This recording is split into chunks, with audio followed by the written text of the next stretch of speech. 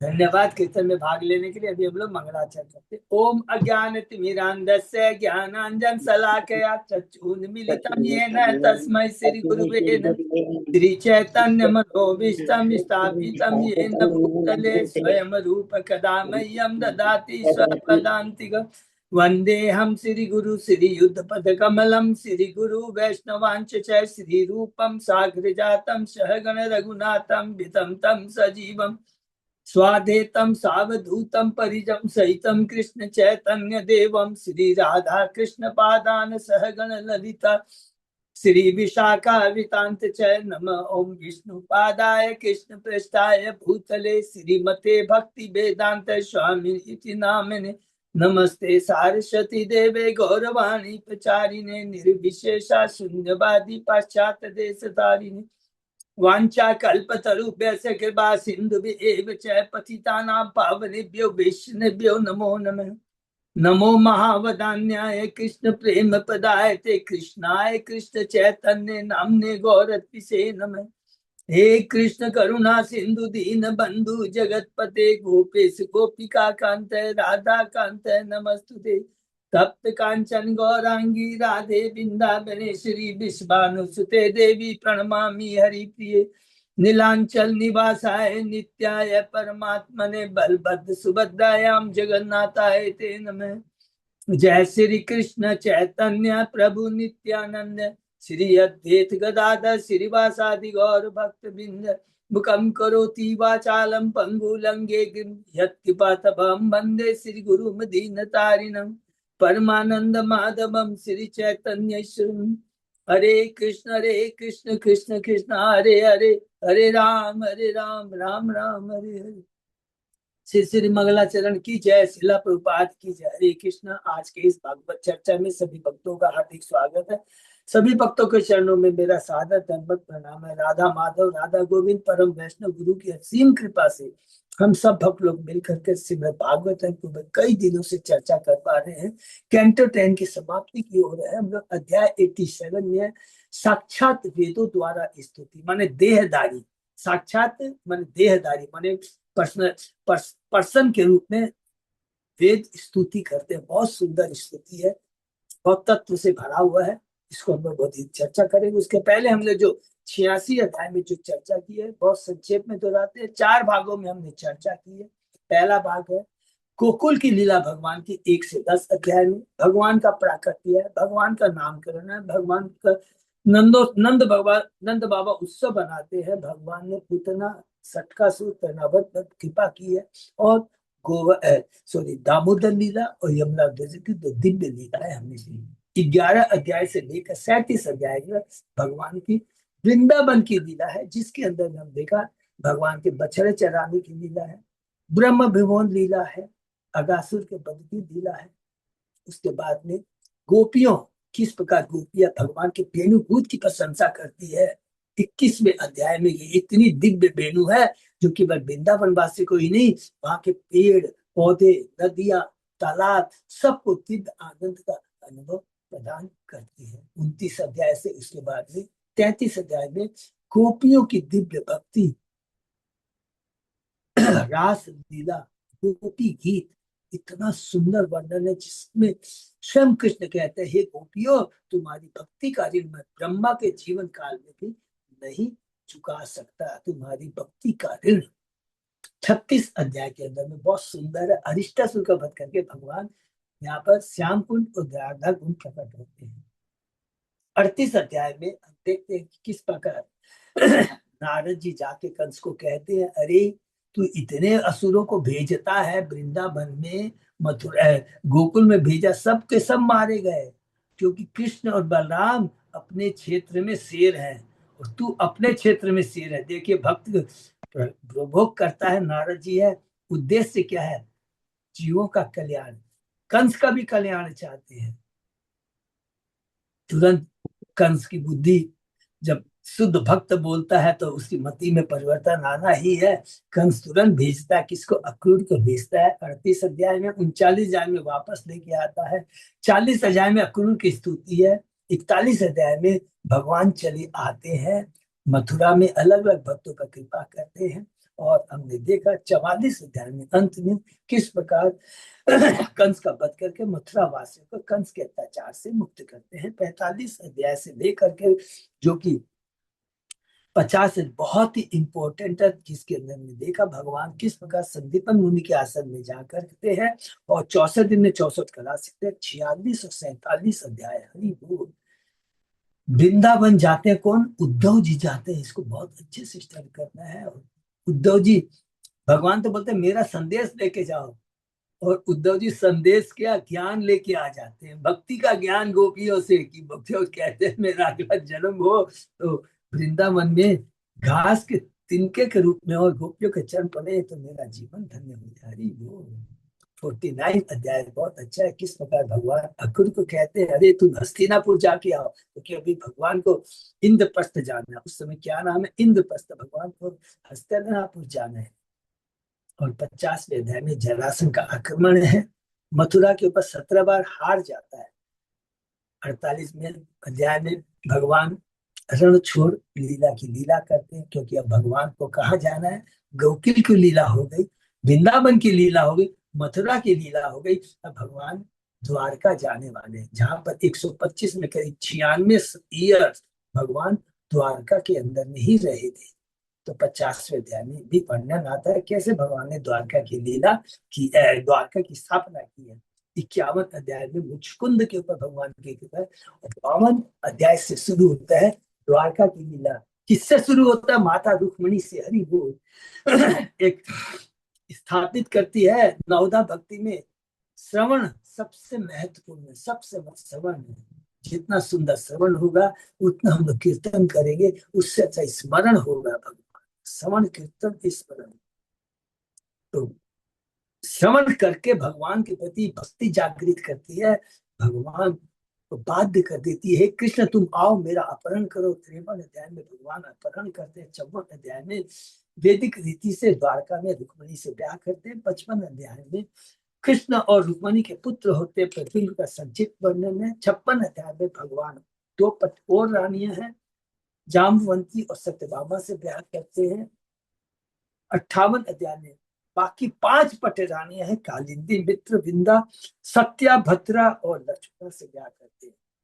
59 अध्याय में भगवान नरकासुर को मार करके 16,108 रानी से किस प्रकार ब्याह करते हैं। और 60 अध्याय में भगवान श्री कृष्ण का माता रुक्मणी के संग जो परिहास है, उस परिहास के अंदर में जो भक्ति केवल कृष्ण की होनी चाहिए, माता रुक्मणी स्थापित करती है। 61 अध्याय में बलराम जी रुक्मणी का वध करते हैं। शिक्षा विधि आदि गुरु है बलराम, उनके चरणों में अपराध नहीं होना चाहिए। 62 और 63 अध्याय में बाणासुर जो प्रहलाद के वंशज में है, शंकर भगवान का भक्त है, शंकर भगवान रिकमेंड करते हैं और भगवान को कमिटमेंट करते हैं किसको? प्रहलाद को, कि तुम्हारी 21 पीढ़ी का उद्धार होगा, तो बाणासुर को कैसे मार सकते हैं। और उधर भगवान का परम भक्त है शंकर, जो कि रिकमेंड करता है कि भगवान इसे नहीं मारे। तो भगवान कहते हैं अरे कैसे मार सकता, ऑलरेडी मैं प्रहलाद को कमिटमेंट कर चुका हूँ। तो बाणासुर पर कृपा है। 64 अध्याय में राजा ऋक पर कृपा है। 65 अध्याय में बलराम जी वृंदावन जाते हैं, बहुत सुंदर लीला है। 66 अध्याय में पौंडक के ऊपर में भगवान कृपा करते हैं, कौन सा? उसे सारूप मुक्ति प्रदान करते हैं। 68 अध्याय बहुत इंपॉर्टेंट, जिसमें पुनः बलराम दुर्योधन को शिक्षा देते हैं, हस्तिनापुर वासियों को शिक्षा देते हैं कि गुरु के चरणों में अपराध नहीं होना चाहिए। अरे मूर्ख लक्ष्मण, तुम्हारी पुत्री का विवाह कहाँ हो रहा है? सांब से हो रहा है। जामवंती के पुत्र है सांब, भगवान के पुत्र है। कितना बड़ा तुम्हारा सौभाग्य है, लेकिन कलुषित चेतना से सब तुम भूल गए हो। 69 अध्याय नया पड़ाव चेंज होता है द्वारका की लीला में। क्या है?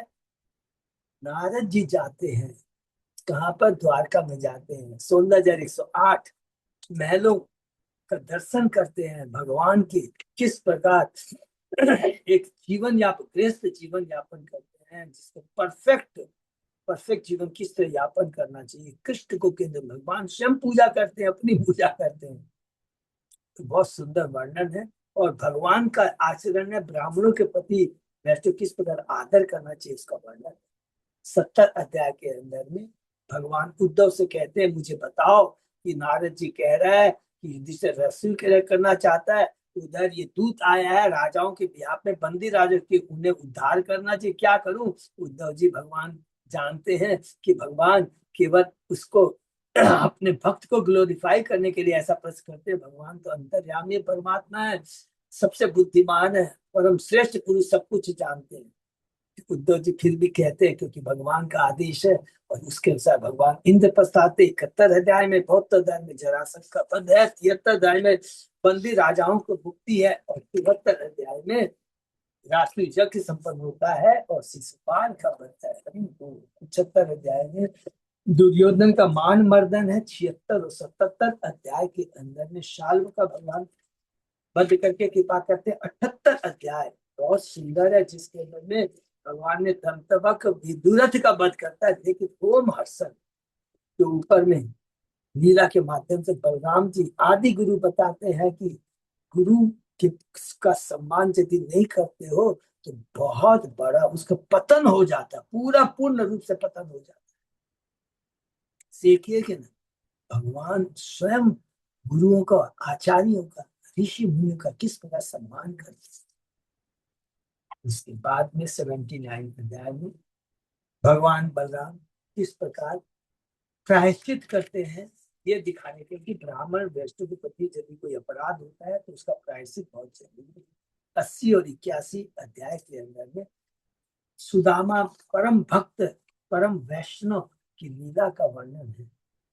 82 83 84 3 अध्याय के अंदर में सूर्य ग्रहण के समय जब भगवान श्री कृष्ण द्वारका से, वृंदावन वासी मथुरा वृंदावन से और हस्तिनापुर वासी हस्तिनापुर से आते हैं, किस प्रकार वो भगवान का दर्शन करते हैं, किस प्रकार द्रौपदी माता पट रानी और अन्य रानी से भगवान के बारे में पूछती है। और 84 अध्याय में भगवान फिर पुनः ग्लोरीफाई करते हैं, नारद जी को इंगित करते हुए कि आपके चरण दर्शन से महान योगी से तो जो देवताओं का भी दुर्लभ है, आज मेरा जीवन धन्य हो गया है, हम वास्तव में सफल हो गए हैं। हरि बोल।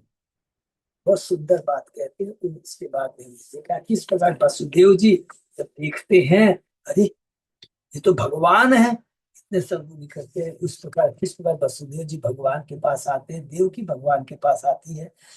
और उसके बाद में किस प्रकार देव की माँ 85 अध्याय में ये वर्णन है, किस प्रकार देव की भगवान से कहती है कि मेरे पुत्रों को वापस वापस ला के दिए, मित्र पुरुषों को। उसके बारे में सुखदेव गोस्वामी बहुत सुंदर बताते हैं। ये 6 पुत्र कौन है, शुरू में जो भगवान ब्रह्मा के मानस पुत्र हैं, कौन है, मरीचि है। मरीचि के 6 पुत्र है, बाद में जो काल नेमी के पुत्र बने, और वही काल नेमी कंस बना, और देवकी के पुत्र बनते हैं निश्चय, जिसको कंस अर्थात अपने पुत्र का ही वध करता है। ये लीला हमने 85 अध्याय में सुनी। 86 अध्याय में हमें बहुत सुंदर है, अर्जुन का सुभद्रा का अपहरण करते हैं, और भगवान किस प्रकार शुद्ध भक्तों का संग, उनकी महत्ता बताते हैं। किसके माध्यम से, उनके तो परम भक्त भगवान कहा जाते हैं, मिथिला जाते हैं।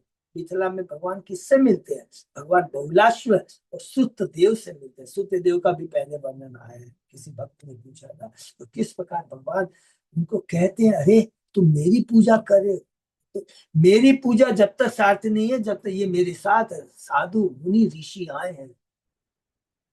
अरे गंगा जल में पूजा करने से, गंगा में स्नान करने से धीरे धीरे पवित्र होता है, लेकिन ऐसे शुद्ध भक्तों का दर्शन करने से तत्काल ही जीव पवित्र हो जाता है, सारी कलुषित चेतना शुद्ध हो जाती है। बहुत सुंदर भगवान स्थापित करते हैं शुद्ध भक्तों की शुद्ध भक्तों के गुणों के बारे में।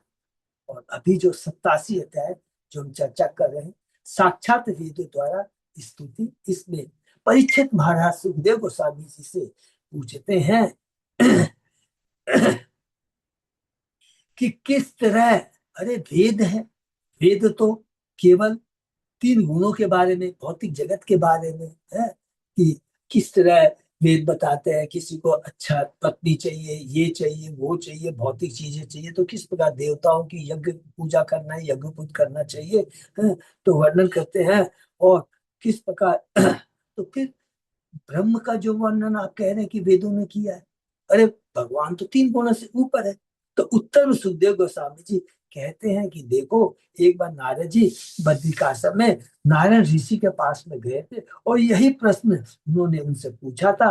तब नारायण ऋषि ने खुद जवाब न दे करके जन लोक के जो ऋषि हैं वो भी इसी के ऊपर में चर्चा कर रहे थे, आपस में आर्गुमेंट कर रहे थे। तब वो जो चतुष कुमार में सनंदन कुमार है, सनंदन कुमार से इन बता सनंदन कुमार से पूछते हैं। तब सनंदन कुमार बताते हैं कि किस प्रकार देहधारी वेदों ने इस वेदों के अंदर भगवान की स्तुति की है, और वही स्तुति की चर्चा हम कर रहे हैं और श्रवण हम करने जा रहे हैं।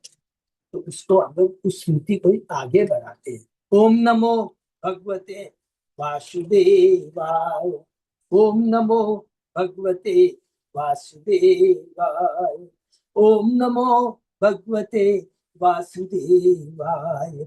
नारायण नमस्कृत नरम चैव नरोत्तमं देवी सरस्वती व्यासं ततो जयं उदीरये। नष्प्रायेषु भद्रेषु नित्यं भागवत सेवया भगवती उत्तम श्लोके भक्ति भक्ति नैष्ठिकी। कृष्णाय वासुदेवाय देवकी नंदनाय च नंद गोप कुमाराय गोविंदाय नमो। आराधयो भगवान भजेश तनय तत्दाम बिंदावनम रमया काचित उपासना व्रजवधु वर्गेण कल्पिता। श्रीमद्भागवतम प्रमाणम अमलम प्रेमापुमतो महम श्री चैतन्य महाप्रभो मतमिदं तत् आदरो न परो। हरे कृष्ण कृष्ण कृष्ण हरे हरे हरे राम राम राम हरे। कैंटो 10 चैप्टर 87 श्लोक number 3। Thank you so much Achyut Das. तो मैं शुरू करते हैं। स एषा हि उपनिषत् ब्राह्मी पूर्वे शाम पूर्वजे धृता सद्या धारयेत यताम क्षेमं गच्छेत अकिंचन। हमारे प्राचीन पूर्वजों से भी पूर्व जो लोग हो चुके हैं उन्होंने भी ब्रह्म के इस गुह्य ज्ञान का ही ध्यान किया है। निसंदेह जो भी श्रद्धा पूर्वक इस ज्ञान में एकाग्र होता है, भगवान के ज्ञान में एकाग्र होता है, वो भौतिक आसक्ति से छूट जाएगा, वो जीवन के अंतिम लक्ष्य को प्राप्त कर सकेगा। भगवान से जो खोया हुआ संबंध है पुनः स्थापित कर पाएगा, भगवान की सेवा में अपने को नियुक्त कर पाएगा।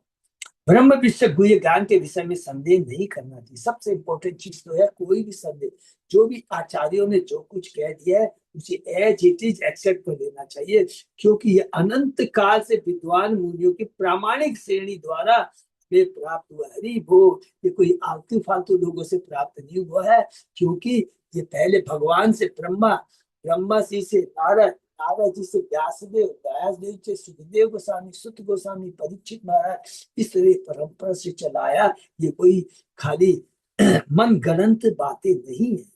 जो कोई सकाम अनुष्ठानों और मानसिक अनुमानों की विभ्रांतियों को त्याग कर आदर पूर्वक ब्रह्म भगवान का ज्ञान का अनुशीलन करता है, वह भौतिक देह तथा सांसारिक समाज की झूठी उपाधियों को त्यागना सीख जाएगा। हरि बोल। और सिद्धि प्राप्त के योग्य बन सकेगा। सिद्धि का मतलब ये हुआ कि अष्ट सिद्धियां नहीं, अर्थात भगवान से पुनः अपना जो खोया हुआ संबंध है स्थापित कर पाएगा। श्री विश्वनाथ ठक्करी ठाकुर के अनुसार इस अध्याय के प्रथम 2 श्लोक ब्रह्म के विषय में उपनिषद माने जा सकते हैं। सुखदेव गोस्वामी अपने को इसका लेखक नहीं बताते, हरि बोल, क्योंकि यह उपनिषद उनके पूर्व नारद ने कही, जिसे उन्होंने सनत कुमार से सुना था। तो सुखदेव गोस्वामी जी कहते ये मैंने नहीं कहा है।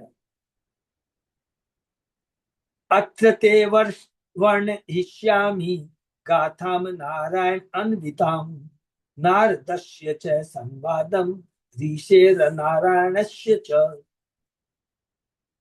इस संबंध में मैं तुमसे भगवान नारायण विषयक एक गाथा कहूंगा। यह उस वार्ता के विषय में है जो श्री नारायण जी तथा नारद मुनि के मध्य हुई थी। ये बात कौन बोलते हैं? सुखदेव गोस्वामी जी कहते हैं परीक्षित महाराज को। भगवान नारायण निम्नलिखित गाथा से 2 प्रकार से जुड़े, उनके वक्ता तथा उसके विषय के रूप में। एकदा नारदो लोकान् पर्यटन भगवत प्रिय सनातनम ऋषि दृष्टुम ययो नारायण आश्रमम। एक बार ब्रह्मांड के विविध लोकों का भ्रमण करते हुए भगवान के परम भक्त प्रिय भक्त नारद आदि ऋषि नारायण से मिलने उनके आश्रम में गए। कहाँ पर? बद्रिका आश्रम में। यो वे भारत वर्षे अस्मिन् क्षेमाय स्वस्तये नृणाम धर्म ज्ञान समोपेतम आकल्पात आस्थित तपः। कल्प के शुभारंभ से ही नारायण ऋषि इस भारत भूमि में धार्मिक कर्तव्य की पूरी तरह संपन्न करते हुए एवं मनुष्यों के इस लोक तथा अगले लोक में लाभ के लिए आध्यात्मिक ज्ञान देते रहे तथा आत्म संयम को आदर्श प्रदान करते हुए तपस्या कर रहे थे। आत्म संयम को जीवों को वहां के ऋषियों को प्रदान कर रहे थे। तत्र उपविष्टम ऋषि भी कलाप ग्राम वासी भी परितम प्रणदो अपृक्षत इदमेव कुरु उद्धः। वहां नारद भगवान नारायण जी के पास पहुंचे जो कलाप ग्राम के मुनियों के बीच में बैठे हुए थे। हे कुरुवीर, भगवान को नमस्कार करने के बाद नारद ने उनसे यही प्रश्न पूछा जो सुखदेव गोस्वामी ने परीक्षित से पूछा था, जो तुमने मुझसे पूछा है। तस्मै ही अवोचत भगवान ऋषि नाम शृण्वताम इदम यो ब्रह्मवाद पूर्वेशम जन लोक निवासिनम। ऋषियों ने सुनते सुनते अब नारायण ऋषि ने नारद को पर ब्रह्म विषयक वह प्राचीन चर्चा सुनाई जो जनलोक के वासियों के बीच, जनलोक के मुनियों के बीच में हुई थी। सुखदेव गोस्वामी ने परीक्षित महाराज ने सुखदेव गोस्वामी से पूछा। सुखदेव गोस्वामी ने कहा कि मैं वो चर्चा बताता हूं जो नारद और बद्रिकाश्रम में नारायण ऋषि के बीच हुई थी। फिर नारायण ऋषि बोलते हैं, नहीं, मैं अब तुम लोगों को वो चर्चा बताता हूँ जो जन लोग के ऋषियों के बीच में हुई थी। और उनको किसने बनाया था? सनंद कुमार। श्री भगवान वाच है स्वयंभू ब्रह्म सत्रम जनलोके अभवत पुरा तत् स्थानम मानसानाम मुनि नाम उधर्व रेत शाम। भगवान ने कहा, हे स्वजन्म ब्रह्मा के पुत्र, जो कि ब्रह्मा जी स्वजन्मा है, सबको मालूम। एक बार बहुत समय पहले जनलोक में रहने वाले चतुर मुनियों ने दिव्य ध्वनि का उच्चारण करते हुए एक महान ब्रह्म यज्ञ संपन्न किया। ये सारे मुनि जो ब्रह्मा के मानस पुत्र थे, पूर्ण ब्रह्मचारी थे। श्री श्रीधर स्वामी की व्याख्या की यहाँ पर सप्तम सब वैदिक यज्ञ का द्योतक है, जिसमें भाग लेने वाले सारे लोग पुरोहित की तरह कार्य करने के लिए समान रूप से पात्र होते हैं। यहाँ पर जनलोक का प्रत्येक ऋषि ब्रह्म के विषय में अच्छी तरह बोल सकता था। हरि बोल। तो जनवासु के बाद स्वर्गलोक के बाद में जनलोक, तपलोक, महतलोक हमने सुना है ना, पृथ्वी से 7 ऊपर 7 से नीचे। श्वेत दीपम गतवती त्वयि तदीश्वरम ब्रह्मवाद शो संवृत्त सुत्रोयत शेरते तत् हायम अभूत प्रश्न त्वम माम यम अनुपृच्छसि। उस समय तुम श्वेत द्वीप में भगवान का दर्शन करने गए हुए थे, हे ब्रह्मा, जिनके भीतर ब्रह्मांड के संहार काल के समय सारे वेद विश्राम करते हैं। जनलोक में पर ब्रह्म के स्वभाव के विषय में ऋषियों के मध्य जीवंत वाद विवाद उठ खड़ा हुआ। निसंदेह तब वही यही प्रश्न उठा था जिसे तुम अब मुझसे पूछ रहे हो। कौन कह रहे हैं? बद्रिकाश्रम नर नारायण जो ऋषि है, किसको कह रहे हैं? नारद जी को कह रहे हैं। तुल्य सूत तपशीला तुल्य सोई अरि मध्य मम अपि चक्रु प्रवचन अप्रवचन एकम सुस्वव अपरि। यद्यपि वेदा अध्ययन तथा तपस्या के मामले में ये ऋषि समान रूप से योग्य थे और मित्रों, शत्रुओं और निष्पक्षों को समान दृष्टि से देखते थे,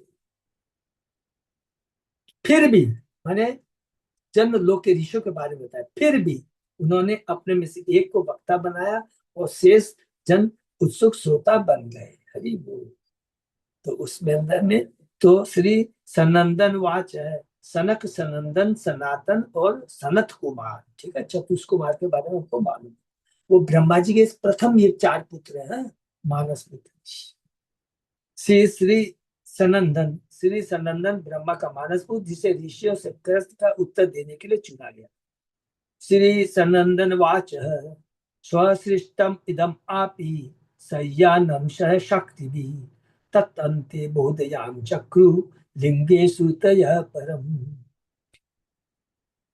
यथा शयानम संराजम वन वन वंदिन तत्पराक्रमे प्रत्युषे अभेत्य सुसलोके बोधयन्ति अनुजीवन जीवीन। श्री सनंदन ने उत्तर दिया, जब भगवान ने अपने द्वारा पूर्व निर्मित ब्रह्मांड को समेट लिया तो वे कुछ काल तक ऐसे लेटे रहे मानो सोए हुए हैं। उनकी सारी शक्तियां उनमें सुप्त पड़ी रही। जब अगली सृष्टि करने का समय आया तो साक्षात वेदों ने उनकी स्तुति, उनकी महिमाओं का गान करते हुए उन्हें जगाया। हरि बोल।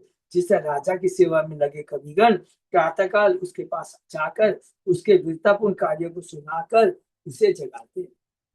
सृष्टि के समय महाविष्णु की श्वास से सर्वप्रथम वेद प्रकट होते हैं और वे साकार रूप में उन्हें योग निद्रा से जगाकर उनकी सेवा करते हैं। सनंदन के इस कथन से यह तर्क निकलता है कि सनक तथा अन्य ऋषियों ने उनसे यही प्रश्न पूछा था जो नारद ने नारायण ऋषि से बद्रिकाश्रम में तथा महाराज परीक्षित ने सुखदेव गोस्वामी से पूछा था।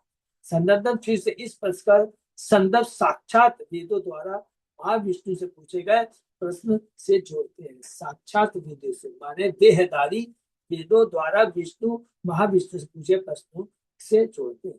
यद्यपि वेद जानते थे कि सर्वज्ञ होने के कारण भगवान को उनकी महिमा बताने की आवश्यकता नहीं, किंतु उन्होंने इस अवसर का लाभ उत्साहपूर्वक उनकी प्रशंसा करने के लिए उठाया। और भगवान भी हमें मौका देता है उनकी प्रशंसा करने का। तो जब हम भगवान की प्रशंसा करते हैं तो भगवान को उसमें कोई इंटरेस्ट नहीं, आवश्यकता नहीं है। जब हम भगवान के भक्तों का ग्लोरिफिकेशन करते हैं उससे हमारी चेतना शुद्ध होती है, हमारे संस्कार बनते, आध्यात्मिक संस्कार बनते हैं। ठीक है। श्री सुतय ऊच, जय जय जय अजाम अजित दोष घृभित गुणाम त्वमसि यत् आत्मना संवदुत समस्त भग अग जगत ओक शाम अखिल शक्ति बोध कहते क्वचित अजया आत्मना चरतो अनुचरेत दिगमः। श्रुतियों ने कहा, हे अजीब, हे भगवान अजीब, आपकी जय हो, जय हो। अपने स्वभाव से आप समस्त ईश्वरों से परिपूर्ण है, अतः आप माया की शाश्वत शक्ति को परास्त करें जो बद्ध जीवों के लिए कठिनाइयां उत्पन्न करने के लिए तीनों गुणों को अपने वश में कर लेती है। माया की शाश्वत शक्ति को परास्त करने की, और आप ही परास्त कर सकते हैं कि ये 3 गुणों वाली दुर्लभ जो आपकी माया, देवी हेसा गुणमयी मम माया दुरत्याशम, भगवान गीता के 7 अध्याय के 14 चर तथा अचर देहधारियों की समस्त शक्ति को जागृत करने वाले। कभी कभी जब आप अपनी भौतिक आध्यात्मिक शक्ति के साथ क्रीड़ा करते हैं तो वेद आपको पहचान लेते हैं। शिव का स्वामी को साक्षात देती स्थितियों के 28 श्लोक 14 से लेकर 41 तक 28 प्रमुख श्रुतियों के मतों को प्रस्तुत करने वाले यह मुख्य उपनिषद अन्य श्रुतियां ब्रह्म के विविध पक्षों से संबंध है और इनमें से ये श्रुतियां सर्वश्रेष्ठ ब्रह्म ने भगवान से संबंधित है और इनमें से ही वे श्रुतियां श्रेष्ठ सर्वश्रेष्ठ जो भगवान की शुद्ध अनंत भक्ति पर बल देती है। उपनिषद उसका निषेध करते हैं जो सर्वप्रथम भगवान से पृथक है और तब उनके कुछ मुख्य गुणों का वर्णन करके हमारा ध्यान भगवान की ओर आकृष्ट करते हैं।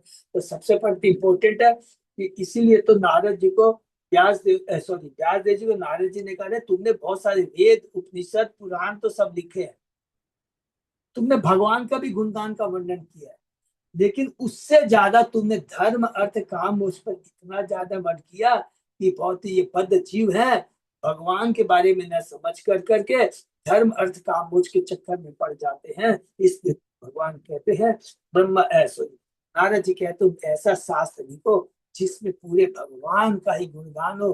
भागवतम की रचना करते हैं और भागवतम के पहले अध्याय के दूसरे लोक में धर्म प्रोजित केतवो, परमो निमत सदाना, अर्थात धर्म अर्थ काल को उसको पहले ही के तो माने रिजेक्ट कर देते हैं, धर्म प्रोचित के तो रिजेक्ट कर देते हैं। श्री विश्वनाथ चक्रवर्ती ठाकुर ने इस स्तुति में सर्वप्रथम आए जय जय शब्दों की व्याख्या कृपया अपनी सर्वोच्चता प्रकट कीजिए हे भगवान के रूप में की है। जय शब्द की पुनरुक्ति आदर या हर्षवश हुई है।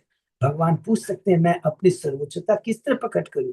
श्रुति इसका उत्तर भगवान से यह प्रार्थना करते हुए देती है कि वे सारे जीवों कृपा करके उनके अज्ञान को नष्ट कर दे और उन्हें अपने चरण कमलों की ओर आकृष्ट कीजिए। भगवान कहते हैं लेकिन जीवों पर ज्ञान लादने वाली माया उत्तम गुणों से युक्त है, कृपित गुणान, तो मैं उसका विरोध क्यों करूं। ये उत्तर देते ठीक है, लेकिन उसने बद्ध जीवों को मोहित करने के लिए तथा झूठे भौतिक शरीर से अपनी पहचान करने के लिए 3 गुणों को धारण जो कर रखा है। अरे ठीक है, भौतिक जगत है, सब कुछ प्रदान करती है सब कुछ, लेकिन ये जो 3 गुण भी तो साथ में जुड़े हुए हैं जो जीव को भ्रमित करती है। उसके 3 गुण सतो रज तमो गुण दोष युक्त दोष घृवित है, क्योंकि आप उनकी उपस्थिति में प्रकट नहीं होते, क्योंकि आप 3 गुणों से ऊपर है, पर आपको इन 3 गुणों से लेना देना नहीं है। श्रुतियां भगवान को अजीत कहती है, जिसका अर्थ है कि केवल आप ही ऐसे हैं जो माया द्वारा जीते नहीं जाते। हरि बोल, क्योंकि माया आपकी शक्ति है, बहिरंगा शक्ति है, जबकि ब्रह्मा जैसे अन्य लोग अपने ही त्रुटियों द्वारा परास्त कर दिए जाते हैं। हरि बोल, तो ब्रह्मा जी तक भ्रमित हो जाते हैं। भगवान उत्तर देते हैं लेकिन तुम्हारे पास इसका कौन सा प्रमाण है कि वह मुझे नहीं जीत पाती। हरि बोल, इसका प्रमाण इस सत्य में निहित है कि आपने अपनी मूल स्थिति में समस्त ऐश्वर्य की सिद्धियां प्राप्त कर ली है। आप योगेश्वर है, योग्य सिद्धियां योग सब आपके बस में है, इसलिए आपको योगेश्वर कहते हैं। इस बात में भगवान को यह आपत्ति हो सकती है कि जीवों का अज्ञान नष्ट कर देने से ही वे मेरे चरणों में नहीं चले जाएंगे, क्योंकि अज्ञान दूर किए जाने पर भी जीवात्मा भक्ति किए बिना भगवान को प्राप्त नहीं कर सकता। बहुत इंपॉर्टेंट लाइन है। ज्ञानी बोलता है कि देव भौतिक जगत दुखालय है, तो ज्ञानी तो कोई कार्य नहीं करते हैं और भौतिक जगत से छुटकारा भी पा जाते हैं। तो भगवान कहते हैं वो मुक्ति, वो मोक्ष बेकार है। प्रबोधन सरस्वती कहते हैं वो तो नरक के समान है। जब तक भगवान की भक्ति करके भगवान के प्रति आसक्त न होके, केवल भौतिक जगत के प्रति अनासक्त काफी नहीं है, भगवान के प्रति आसक्त होकर के भगवान की भक्ति कर करके भगवान के धाम जाना, यही जीवन का लक्ष्य है। स्वयं भगवान का कथन है 11-14 में, भक्त्या हम एकया ग्राह्य, केवल भक्ति द्वारा मुझे प्राप्त किया जा सकता है।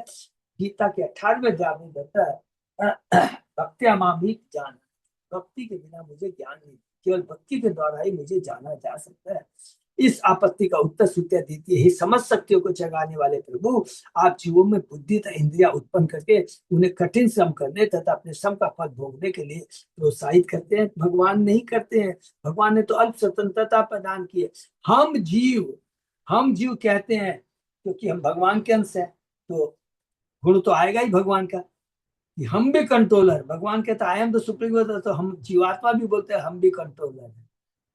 लेकिन भगवान तो क्या है, विभु है, हम अणु है, वो परमेश्वर है, वो परमात्मा है, हम आत्मा उनके अंश है। हम तीनों गुणों द्वारा बंध जाते हैं, भगवान नहीं बंधते हैं। इसलिए माँ का सहारा, माँ के शरण में रहना बहुत जरूरी है। एक बच्चा सोचेगा मैं माँ को छोड़ कर करके सुखी हो जाऊंगा, इम्पॉसिबल। इसके अतिरिक्त ज्ञान योग तथा भक्ति के उन्नतशील मार्गों का अनुसरण करने के लिए उनकी क्षमता को जागृत करने हेतु आप उन्हें क्रमशः अपने ब्रह्म परमात्मा भगवान तीनों पक्ष की ओर अग्रसर होने देते हैं। हरि बोल, तीनों पक्ष के बारे में आप बताते हैं। जब ज्ञान योग तथा भक्ति पूर्ण होते हैं तो आप जीवों को अपने तीनों पक्षों का साक्षात करने देते हैं। ब्रह्म भगवान के सत्य का असत्य का ज्ञान है, परमात्मा सत्य और चित्त का, और भगवान सत्य चित्त और आनंद। सत्य संधिनी शक्ति, चित्त संवित शक्ति, और आनंद अलादिनी शक्ति। बहुत सुंदर है, चेतन चक्र हमने पढ़ा, बहुत सुंदर। यदि भगवान साक्षात वेदों के इस कथन का समर्थन करने वाला प्रामाणिक साक्ष्य मांगते तो वेद विनयपूर्वक उत्तर देते, हम स्वयं साक्षी। कुछ अवसरों पर, जैसे कि अब सृष्टि के समय आप अपनी बहिरंगा स्थिति माया के साथ क्रीड़ा करते हैं, जबकि आपकी अंतरंगा शक्ति सदैव आपके साथ रहती है। एक भौतिक जगत से आप जब सृष्टि करते हैं तो ये बहिरंगा शक्ति के माध्यम से करते हैं।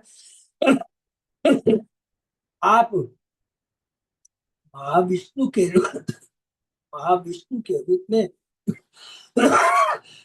कारोदक्षाई विष्णु के रूप में सृष्टि करते हैं। कुछ समय के बाद में, जैसे गुण अवतार के रूप में आप उसका पालन करते हैं, सृष्टि करते हैं रजोगुण के माध्यम से और संहार करते हैं तमोगुण के माध्यम से। ब्रह्मा विष्णु महेश, लेकिन आपकी अंतरंगा सदैव आपके साथ रहती है, आप इससे अलग रहते हैं। आपकी जो अंतरंगा शक्ति है वो हमेशा आपके दिव्य स्वरूप को, आपकी दिव्य स्थिति को बनाए रखती है, इससे कोई लेना देना नहीं।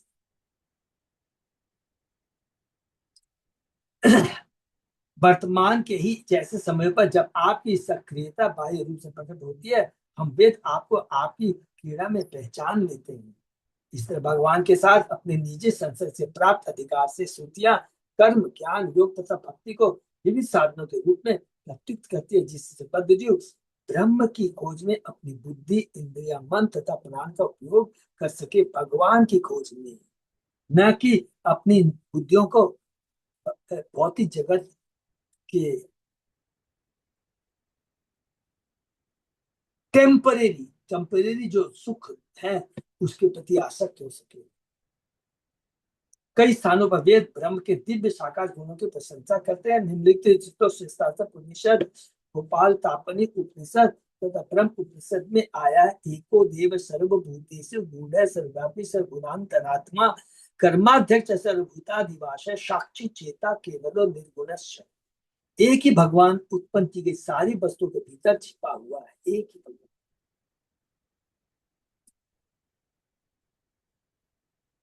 सब चीज के अंदर में भगवान है, सजीव हो या निर्जीव हो। सजीव के में भगवान परमात्मा के रूप में, निर्जीव में हम लोग एक एक चीज देखा है कि कोई भी चीज का गुण है, जल का गुण स्वाद है तो वो स्वाद भगवान है। हम लोग ने गीता के 10 अध्याय बहुत डिटेल में भगवान की विभूति के बारे में चुका हुआ। वह समस्त पदार्थ में व्याप्त है और सारे जीव के हृदयों के भीतर स्थित परमात्मा के रूप में स्थित है। वह अंतर्वासी परमात्मा के रूप में उनकी भौतिक गतिविधियों का निरीक्षण करता है।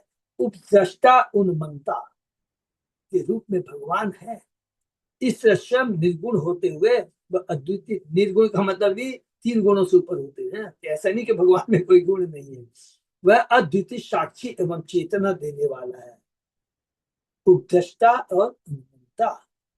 ब्रह्म के साकार गुणों का अधिक वर्णन उपनिषदों के निम्नलिखित उदाहरणों में पाया जाता है। बहुत सारे हैं, हम लोग पढ़ते चले जाएंगे। यस सर्वज्ञ से सर्विदम यस्य ज्ञानमयम तप, जो सब जानने वाला है कौन है? भगवान। जिससे समस्त ज्ञान की शक्ति आती है, भगवान। वह सबों में से अधिक ज्ञानी है, सबसे ज्ञानी, सबसे ज्ञानी। षड ऐश्वर्य में हम पढ़ते हैं सबसे भगवान ज्ञानवान, गुणवान, सुंदर, त्यागी, प्रसिद्ध, शक्तिशाली, सब कुछ षड ऐश्वर्य से युक्त। मुंडक उपनिषद सर्वस्व वशी सर्वशेषान, वह हर एक का स्वामी तथा नियंता है।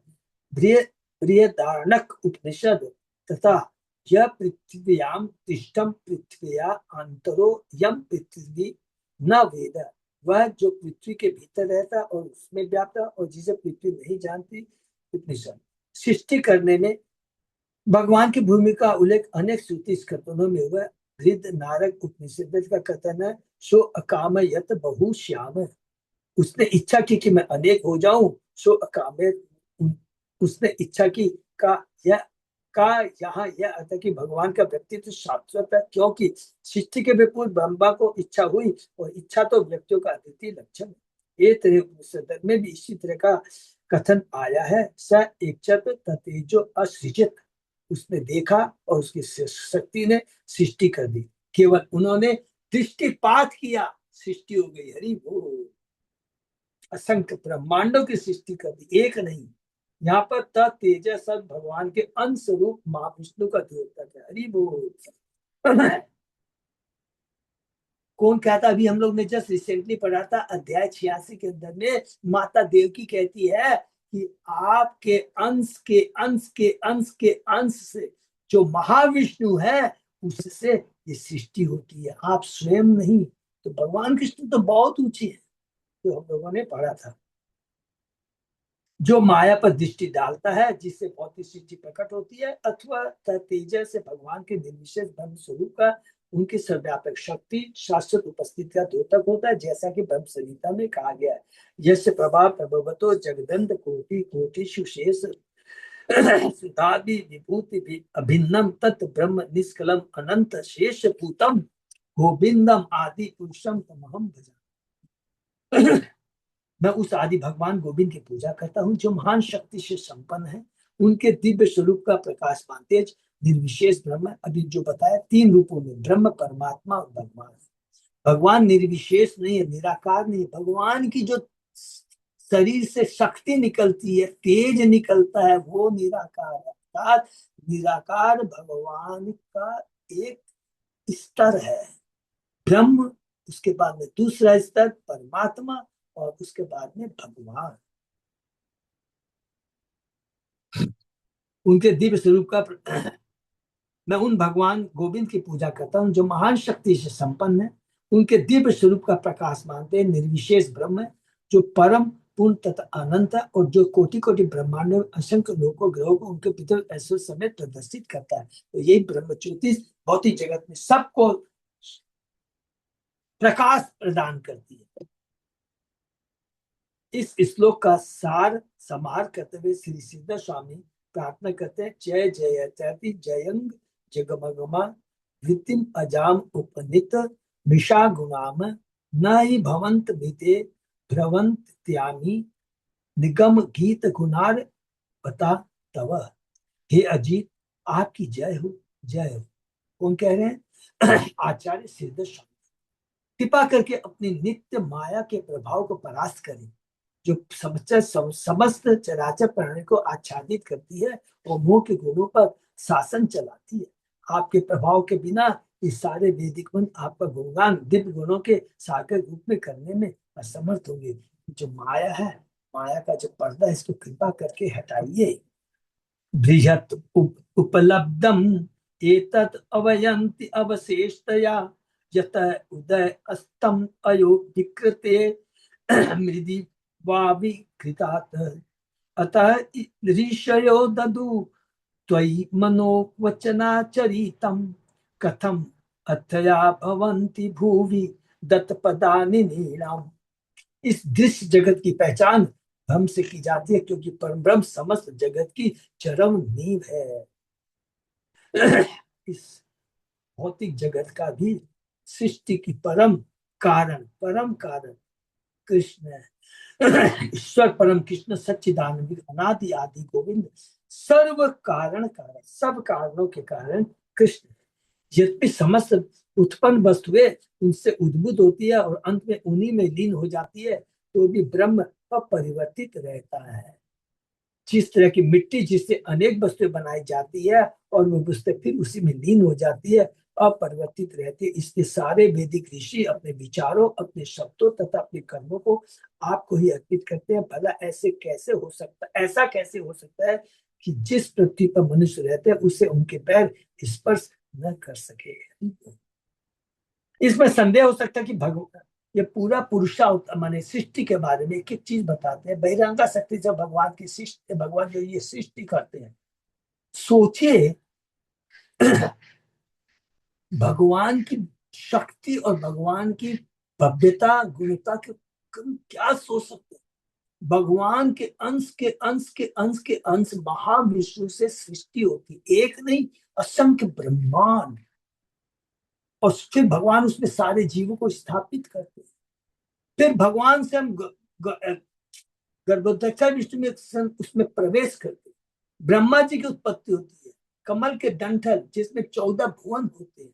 फिर ब्रह्मा जी कर्म स्वभाव के साथ जीवों को स्थापित करते हैं। हरि बोल। हरे कृष्णा प्रभुजी। परमात्मा के रूप में। हाँ बोलिए माता जी। ये उसे उनके पैर स्पर्श न कर सकेगा, यहाँ क्या मतलब हुआ? भला ऐसे कौन हो सकता है कि जिस पृथ्वी पे मनुष्य रहते हैं उसे उनके इस पर पैर स्पर्श, भगवान के पैर स्पर्श न कर सके। पृथ्वी पर?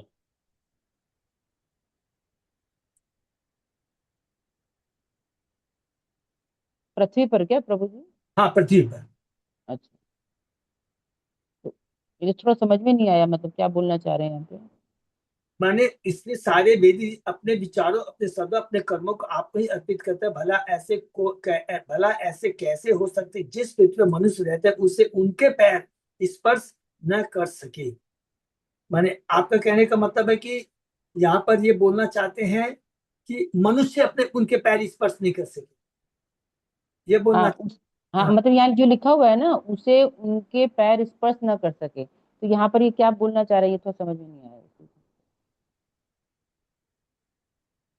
अपरिमित। इससे सारे वेदी उनके विचारों, उनके शब्दों तथा अपने बहुत अच्छा प्रश्न आपका, उनके कर्मों को आपको ही अर्पित करते हैं। भला ऐसे कैसे हो सकते हैं कि जीव पृथ्वी पर मनुष्य रहते, जिस पृथ्वी पर उसे उनके पैर स्पर्श न कर सके। इसको माता जी समझते हैं हम लोग। हाँ ये चीज को हम्म, एक बार और आगे, ये आपका अच्छा प्रश्न है, इसको नोट कर लेते हैं। ठीक है। इसमें संदेह हो सकता है कि भगवान की पहचान करते हैं सारे वैदिक मंत्र एक मत है, क्योंकि क्या वेद बोलना चाहते हैं यहाँ पर उसको हमको समझना है। ठीक है ना, अपने मन से हम लोग नहीं बोल सकते। आखिर कुछ मंत्र कहते हैं इंद्रोताय अवस्थित तस्य राजा, इंद्र ही सारे चर चराचर इंद्रियों का राजा है। और कुछ मंत्र यह कहते हैं कि अग्निर्मुदा दिव, अग्नि ही स्वर्ग का अग्नि ही स्वर्ग का प्रमुख है। इस पर भी अन्य मंत्र विभिन्न देवताओं को ब्रह्म बतलाते हैं। तो ऐसा प्रतीत होगा कि वेद एक बहुआस्तिकवादी सांस्कृतिक दृश्य प्रस्तुत करते हैं। इस संदेह का उत्तर स्वयं वेद देते हुए इस श्लोक में बताते हैं कि ब्रह्मांड की सृष्टि का एक ही स्रोत हो सकता है, जिसे ब्रह्म या बृहत कहते हैं, जो संपूर्ण जगत में व्याप्त एवं निहित एकमात्र सत्य है। कि ये भौतिक जगत की जो वास्तविक सत्यता क्या है, कि इसका स्रोत केवल एकमात्र कृष्ण है।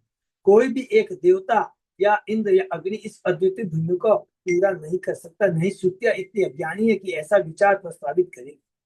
क्योंकि जो भी इंद्र देवता जो है शक्ति है, उनको जो भी शक्ति है, जो भी भौतिक जगत में सृष्टि करने में मदद करते हैं, सूर्य अग्नि प्रदान करता है, ये जो भी कुछ करता है उसके पीछे वास्तविक क्या है, कौन है, किसका हाथ है, भगवान का हाथ है। जैसा कि यहाँ तो ही सबसे सूचित होता है एकमात्र विष्णु ही ब्रह्म है। इंद्र तथा अन्य देवताओं की महिमा का वर्णन भले ही विविध प्रकारों से किया जाता है, किंतु उनमें वही शक्तियां पाई जाती है जो श्री विष्णु ने उन्हें प्रदान की है। क्लियर है माता जी? खाली इसका हमको करना है कि इसमें क्या बोलने का अर्थ है। ठीक है। वैदिक ऋषि समझते हैं कि यह समस्त जगत जिसमें इंद्र, अग्नि तथा आंखों, कानों आदि इंद्रियों से जो भी अनुभव गम्य सभी सम्मिलित है, एक परम ब्रह्म या भगवान से एक रूप है जो प्रिय कहलाता, क्योंकि वही अवशेष है, अर्थात जो चरम वस्तु जो बची रहती है। अर्थात सृष्टि के बाद, सृष्टि के पहले, सृष्टि के समय और सृष्टि के बाद जो चीज रहती है वो केवल कृष्ण ही रहता, भगवान ही रहते। सृष्टि के समय भगवान से ही प्रत्येक वस्तु का विस्तार होता है और प्रलय के में सारी वस्तु उन्हीं में विलीन हो जाती है। भौतिक जगत के पूर्व तथा पश्चात केवल यही स्थिर आधार के रूप में विद्यमान रहते हैं, जिन्हें दार्शनिक जन उपादान अव्यय कारण कहते हैं। यद्यपि भगवान में से असंख्य रूप उद्भूत होते हैं, किंतु वे सदा अपरिवर्तित रहते हैं। इसी विचार को श्रुतियों ने यहाँ अविकृता सबसे घोषित किया है। अविकृता, विकृत, भगवान में कोई भी चेंज नहीं होता है। भगवान से असंख्य अवतार निकलते हैं, असंख्य ब्रह्मांड निकलते हैं, लेकिन भगवान अपरिवर्तित रहते हैं, उनमें कोई चेंज नहीं आता है। मृदि या शब्दों में जैसा मिट्टी के उदाहरण में एक प्रसिद्ध रूपक नीति है, जिसे उद्दालक ने अपने पुत्र श्वेत केतु से छंदो उपनिषद में कहा था, वाचारंभम वनम विकारो नाम देय मृत्यु केतयेव सत्यम। भौतिक जगत की वस्तु के नाम के रूप में जिसे भाषा के आधार पर विकार कहते हैं विद्यमान रहती है, जबकि मुख्य अव्यय कारण उपादान तथा मिट्टी जिसे बर्तन बनाया जाए असली सत्य है। मिट्टी का लोंदा विभिन्न बर्तनों मूर्तियों आदि का उपादान है, किंतु मिट्टी ही अपरिवर्तित शास्त्र है। अंतर्गत बर्तन तथा अन्य वस्तुएं नष्ट होकर उसी मिट्टी में मिल जाएगी जिससे वे बनी थी। उसी पर भगवान संपूर्ण अव्यय कारण है, फिर भी वे विकार से सदैव अस्पृश्य रहते हैं। उससे माने कोई उससे चेंज में भगवान का कोई योगदान नहीं रहता है। यही सार है कि इस कथन का सर्व खलविदम ब्रह्म, इस रहस्य पर आश्चर्य प्रकट करते हुए महान भक्त गजेंद्र ने प्रार्थना की थी, नमो नमस्ते अखिल कारणाय निष्कारणाय अद्भुत कारणाय। समस्त सृष्टि के उद्गम आपको बारंबार नमस्कार करता हूँ। आप समस्त कारणों के अचिंत कारण है और आपका कोई अन्य कारण नहीं है। हरि बोल। गजेंद्र की प्रार्थना में आता है कैंटो 8 के 30। भौतिक प्रकृति को पाश्चात्य विज्ञान में तथा वेदों में भी प्राय सृष्टि का उपादान अव्यय कारण माना जाता है, किंतु इससे भगवान के अंतिम कारण होने के तथ्य का विरोध नहीं होता, क्योंकि प्रकृति उनकी शक्ति है। उन्हीं के भगवान भी गीता में माया अध्यक्षेण सूते सच्चारा प्रकृति सूते सच्चारा, मेरी अध्यक्षता में प्रकृति कार्य करती है। भागवत के कैंटो 11 के 24वें अध्याय में भगवान श्री कृष्ण उद्धव से कहते हैं, प्रकृति यशोपादानम आधार पुरुष पर सतो अभिव्यक्त कालो ब्रह्म तत्त्रितयम हम। भौतिक ब्रह्मांड सत्य है जिसका मूल अव्यय तथा अंतिम स्थिति प्रकृति है। ब्रह्मांड सत्य है जो कि मायावादी कहते हैं कि ये जगत मिथ्या है, लेकिन ब्रह्मांड सत्य है जिसका मूल अव्यय अंतिम स्थिति प्रकृति है। प्रकृति के 3 गुणों के मध्य से भगवान की अंतरंगा सॉरी बहिरंगा शक्ति से ये भौतिक जगत बना है। ये प्रकृति जो कि 3 गुणों से इस भौतिक जगत के जीवों को वो कंट्रोल करती है। महाविष्णु प्रकृति के आधार है जो काल शक्ति द्वारा प्रकट होती है। इस तरह प्रकृति शाश्वत विष्णु तथा काल ये मुझ परम ब्रह्म से पृथक नहीं है। हरि बोल। जिसमें प्रकृति में विकार आता है किंतु परम पुरुष भगवान में नहीं आता। ये कौन बात कह रहे हैं? भगवान कह रहे हैं उद्धव को। प्रकृति भगवान की बहिरंगा शक्ति है, किंतु भगवान की दूसरी शक्ति अंतरंगा शक्ति है जो स्वरूप बुद्धा अर्थात उनसे सर्वथा अभिन्न है। भगवान के अंदर से उन्हीं की तरह अपरिवर्तित चीज है। जिस प्रकार अंतरंगा शक्ति शाश्वत है, भगवान का जगत शाश्वत, भगवान शाश्वत है, भगवान का धाम शाश्वत है। केवल ये भौतिक जगत है जो कि भगवान की अंतरंगा शक्ति का रिफ्लेक्शन है। बहिरंगा शक्ति और जो आध्यात्मिक जगत का रिफ्लेक्शन है। भौतिक जगत ये टेम्परेरी है, समय के अनुसार भगवान में सिमट जाता है। इसलिए वेदों के मंत्र तथा वे ऋषि जिन्होंने इन मंत्रों को ध्यान में प्राप्त किया है वो मानव कल्याण के जिनका प्रसार किया है अपना ध्यान मूलतः भगवान की ओर देते हैं। वैदिक ऋषि अपने मन तथा वचनों के कार्यकलापों को अर्थात अपने वचनों के आंतरिक एवं शाब्दिक अर्थों को सर्वप्रथम भगवान को ही अर्पित करते हैं और गौण रूप में वे ही प्रकृति के भिन्न विकारों इंद्र आदि देवताओं को अर्पित करते हैं। असली जो वेद है वो भगवान की, जो कि पूरा है भगवान की स्तुति है। बाकी ये जो स्तुति है ये ऐसे हम बोल सकते हैं कि ये आपकी शक्ति है। इंद्र देवता सूर्य चंद्रमा ये सब आपकी शक्ति, आपने इनको इतनी शक्ति प्रदान की है तो उनका गुणगान करते। तो शक्तिमान के संग शक्ति का भी गुणगान होना चाहिए। जिस मनुष्य के पग चाहे वे कीचड़ पत्थर या ईंट पर पड़े मृत्यु के छुए बिना नहीं रहते, उसी तरह वेद जो भी भौतिक सृष्टि के विषय में चर्चा करते हैं उसका संबंध ब्रह्म से होता है। हरि बोल। सांसारिक साहित्य सीमित घटनाओं का ही वर्णन करता है और उसके विषयों का संपूर्ण वास्तविकता से संबंध की उपेक्षा करता है, जबकि वेदों की सृष्टि सदैव ब्रह्म पर रहती है। छांदोग्य उपनिषद से इसकी पुष्टि होती है, मृत्यु के सत्यम तथा सर्व खलविदम ब्रह्म।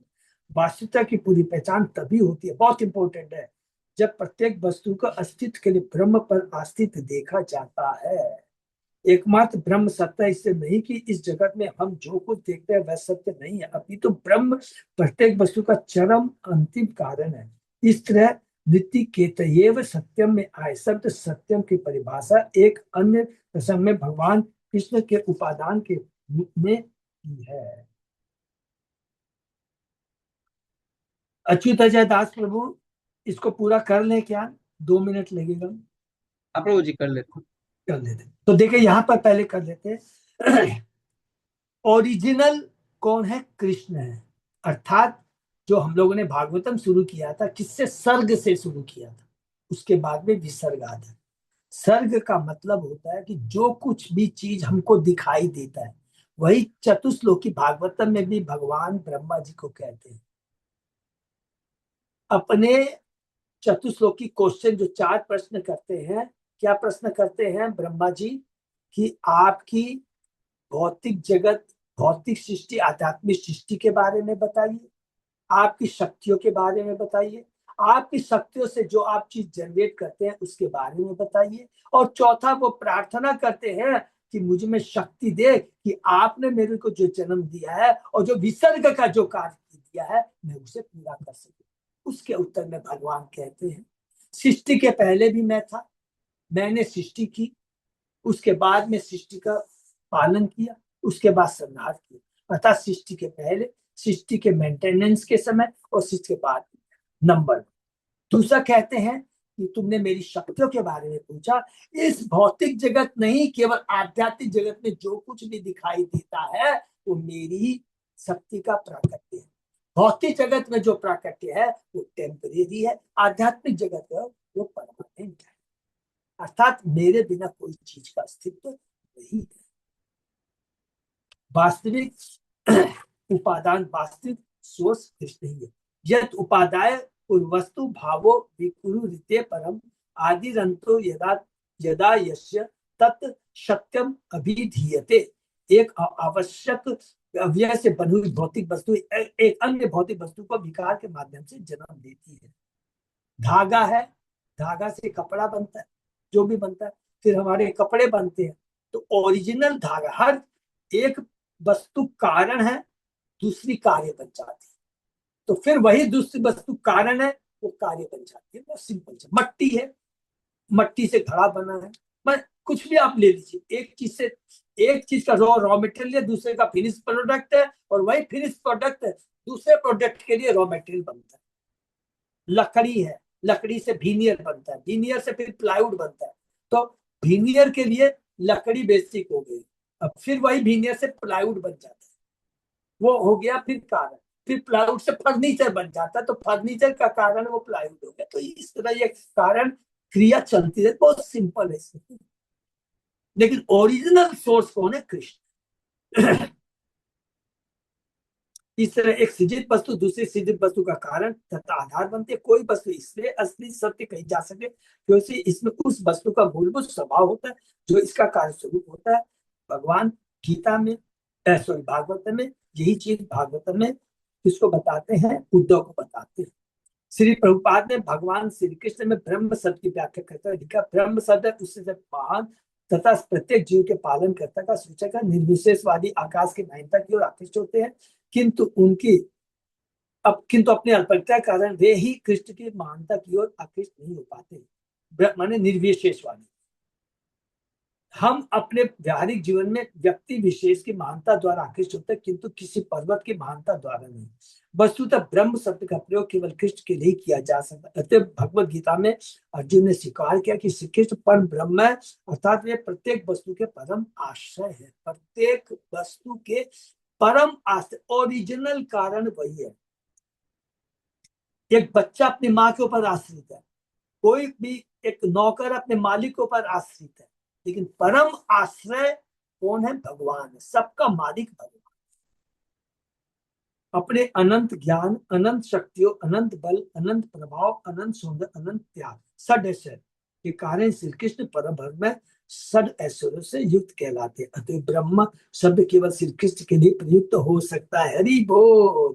अर्जुन इस तथ्य की पुष्टि करता है, श्री कृष्ण के दिव्य शरीर से उद्भूत किरणों के रूप में तेज ही निराकार ब्रह्म है। जो उनके ब्रह्म, परमात्मा और भगवान, उनके जो शरीर से तेज निकलता है वही निराकार ब्रह्म है। अतएव श्री कृष्ण पर ब्रह्म है। प्रत्येक वस्तु ब्रह्म पर आश्रित है, किंतु ब्रह्म श्री कृष्ण पर आश्रित है। अतएव श्री कृष्ण परम ब्रह्म है। भौतिक तत्वों को, हम भी ब्रह्म है, परम ब्रह्म कृष्ण है।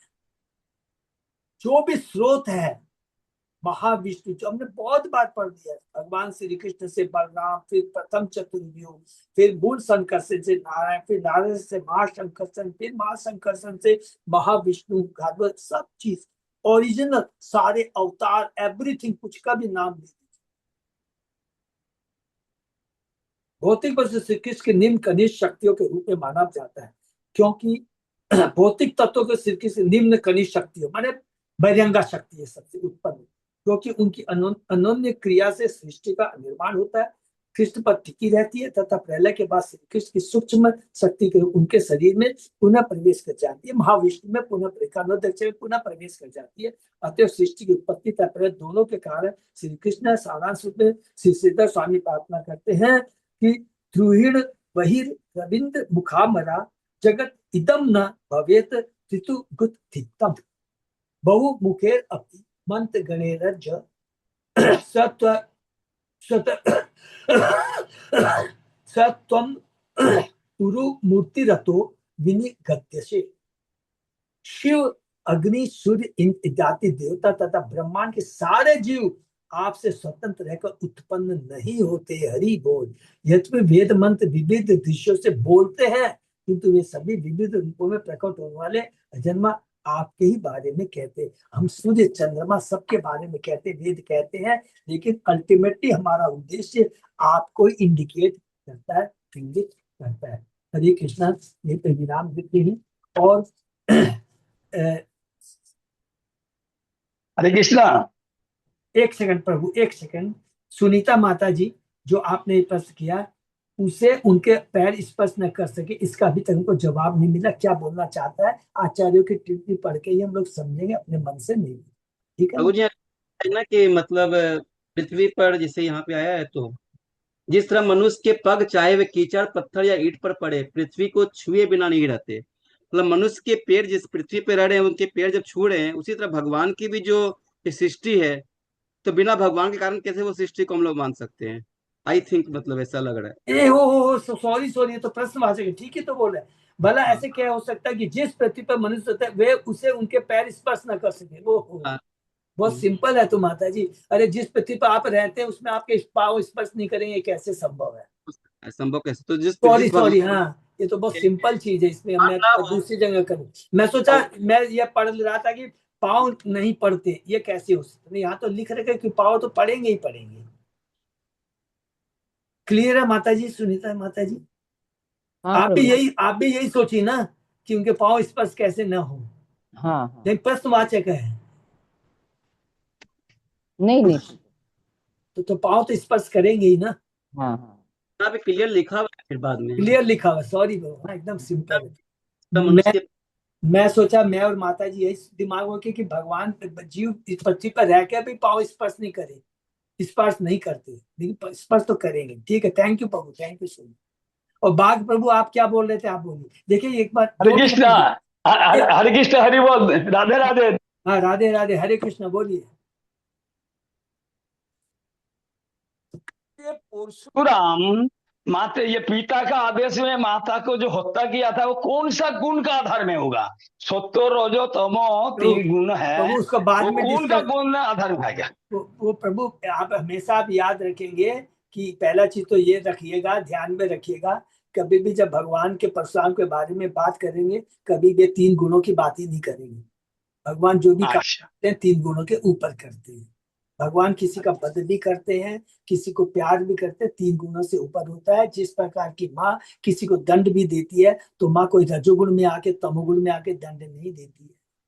बहुत हरे सिंपल। कृष्ण। ओके, हरे कृष्ण, हरि बोल, हरि बोल, हरि बोल, हरि बोल। ठीक है। और यहाँ पर ये जो हम चर्चा कर रहे हैं ना, देखिए प्लीज, हम लोग पूरा ईश्वर तत्व के बारे में बहुत हम लोग चर्चा करेंगे। जो हम लोग ने कैंटो 3 में भगवान कपिल, कैंटो 3 में विदुर जी मैत्रेय मुनि से पूछते हैं, सृष्टि के बारे में पूछते हैं। दूसरे अध्याय में हम लोगों ने पढ़ा है ब्रह्मा जी, नारद जी ब्रह्मा जी से पूछते हैं, ब्रह्मा जी भगवान के बारे में बताते हैं। पूरा का पूरा डिट्टो वहीं पे दिया है सृष्टि के, अर्थात एक ही चीज है जो कि ब्रह्मा जी कहते हैं, ईश्वर परम कृष्ण सच्चिदानंद विग्रह अनादि आदि गोविंद सर्व कारण कारण। भगवान के बिना कोई चीज का अस्तित्व नहीं है। ये यदि चेतना हमारी हो जाएगी, इसको कहते हैं हमारी जीव की भगवान के प्रति सर्वव्यापकता को एक्सेप्ट करना। और यही प्रयोजन है, इसी को ही प्रयोजन कहते हैं। यही जीवन का अंतिम जीव, कि कहीं चीज में डाउट नहीं करना। जो कुछ है कृष्ण के बिना कोई चीज का अस्तित्व नहीं है। चींटी से लेकर ब्रह्मा तक के जहां में कह दिया, वेद कह दिए, जो हम स्तुति भी जो कर रहे हैं, इवन हम सूर्य ने इतना प्रकाश फैलाता है, ये करता है, इंद्र बरसात करता है, ये चीज में असली में वास्तव में स्तुति आपकी है, क्योंकि आपके चलते इनको ये शक्ति मिल रही है, पावर मिला होगा, अधिकार मिला होगा। ठीक है ना? तो अंत तक यही चीज स्थापित होगी। इसको हम लोग बार बार रिपीट करेंगे तो हमें वास्तव में भगवान के प्रति श्रद्धा, प्रेम और समर्पण स्वतः ही डेवलप हो जाएगी। हरे कृष्णा। किसी का कोई प्रश्न? एक चीज, हरे कृष्णा, एक चीज और पूछना था प्रभु जी। हाँ माता जी पूछिए ना। वो जो ऊपर में गाया ना कि वो ऋषि लोग जो भक्ति करते हैं, तो वो पहले तो वो भगवान को अर्पित करते हैं और बाद में फिर वो क्या गोड़ का क्या था, मेरे पास बुक नहीं है, हम इसी में पढ़ रहे थे, तो वो बाद में जो है इंद्र और देवता को वो कुछ अर्पण करते हैं। वो थोड़ा सा क्लियर करिएगा ना, क्या चीज है वो? कहाँ पे थोड़ा बताएंगे तब पढ़ेंगे हम। वो हम बुक नहीं खोल रखे थे प्रभु जी, उसी में फोन में देख के हम पढ़ रहे थे। चलो वो कोई ऊपर बात में नहीं जो है। हाँ हाँ ये मैं पढ़ ठीक देख है। लेता हूँ, अगर होगा तो फिर से रिपीट करके मेरे को बताइए कहाँ पे है। लेकिन हाँ, नेक्स्ट टाइम फिर हम बताते नहीं अभी आप चेक करेंगे तो बाद में पूछ सकते हैं, लेकिन आप एक ही चीज को याद रखेंगे कि कोई भी चीज है यहाँ पर एक ही से तब तो यही बताया गया है। ठीक है? कि जो भी देवता के बारे में कह लीजिए, किसी के बारे में भी आप कह लीजिए, अल्टीमेटली सब क्या है, एक ही नोट करिए, वो शक्ति है। देवता भी कौन है? भगवान की क्या है? शक्ति है। सकती है। और शक्ति का मतलब है कि शक्ति को आप पूजा नहीं करे, रेस्पेक्ट नहीं करे, ये भी गलत। भगवान ने निर्धारित कर दिया है कि शक्ति की भी पूजा करें, क्योंकि भगवान ने जिसको जो चीज हमारे को उसी चीज को मानना है। लेकिन एक चीज को याद रखेंगे, जब आप शक्ति के माध्यम से जब उन सबको रेस्पेक्ट करना है, लेकिन अल्टीमेट सोर्स शक्तिमान को, आपको शक्ति के प्रति समर्पित नहीं होना है, उनका सम्मान करते हुए शक्तिमान के प्रति समर्पित होना है। तभी हम लोग इस भौतिक जगत से मुक्त हो पाएंगे। अब चलिए, जो भी अभी जो क्वेश्चन कर रहे हैं ना, आप इसको फिर से पढ़िएगा तो अल्टीमेटली यही जवाब मिलेगा। हाँ ठीक है। ठीक है माता जी? फिर भी नहीं हाँ पूछ रही। जैसे देखिए, अभी हमने समझने में, पढ़ने में ही भूल कर दी आपका, लेकिन अच्युतानंद प्रभु ने क्लियर कह दिया। अरे जब पृथ्वी पर जो मनुष्य आएगा तो पांव तो चर्च होंगे ही होंगे। तो बहुत सिंपल जवाब है इसका। ठीक है? हरे कृष्ण। विराम।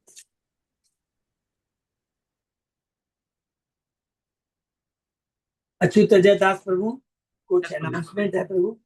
तो जो 30 तारीख का नरसिंह चतुर्दशी का प्रोग्राम बहुत है। इम्पोर्टेंट है।